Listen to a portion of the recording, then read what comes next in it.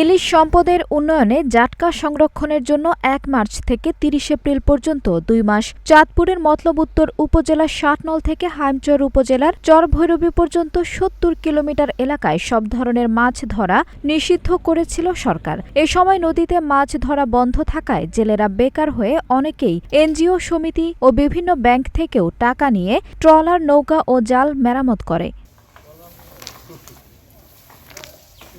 বর্তমানে মাছ শিকারে যেতে সকল প্রস্তুতি শেষে নদী পাড়ে সারিবদ্ধভাবে নৌকা নিয়ে অপেক্ষা করছে জেলেরা। নিষেধাজ্ঞার সময় শেষ হতেই নদীতে নৌকা ভাসাবে তারা। ২ মাস নীরব থাকা নদী আবার নৌকার ভিড়ে ব্যস্ত হয়ে পড়বে। রূপালী ইলিশের শহর চাঁদপুরের মাছঘাটগুলো আবারও সরব হয়ে উঠবে।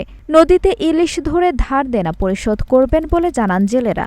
২ মাস অভিযান দিছে, অভিযান আমরা মানছি, কিস্তি মিস্তি উড়াইয়া চলছি। আবার ধারদানা করে ২ লাখ টাকা ধারদানা করে জালের কামটাম করে সব বুকে করতে আছে। নাও জাল মালামাত করতেছি, আর মনে হয় সময় বেশি নাই, তারপরে গাঙ্গলাম্ব।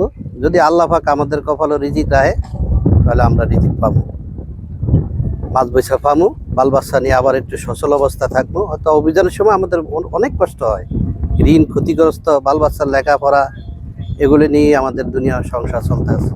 নদীতে যাইব, নদীকে হাওয়ার দেন আমরা এই দেনা দিমু কাম্বেলে, প্রত্যেক দিন আমরা দেনা।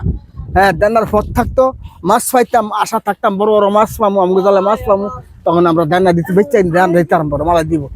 যে কারেন্ট জাল বাইর করছে, এই কারেন্ট জাল থাকে না ইলিশ মাছের বেশি শেষ। জাটকা রক্ষা অভিযান সফল হওয়ায় অন্যান্য বছরের তুলনায় এবছর ইলিশ উৎপাদন বৃদ্ধি পাবে বলে জানান এই মৎস্য কর্মকর্তা। আমরা আশা করতেছি যে এই জাটকা থেকে ইলিশ হবে, ইলিশের প্রোডাকশন বাড়বে ইনশাল্লাহ।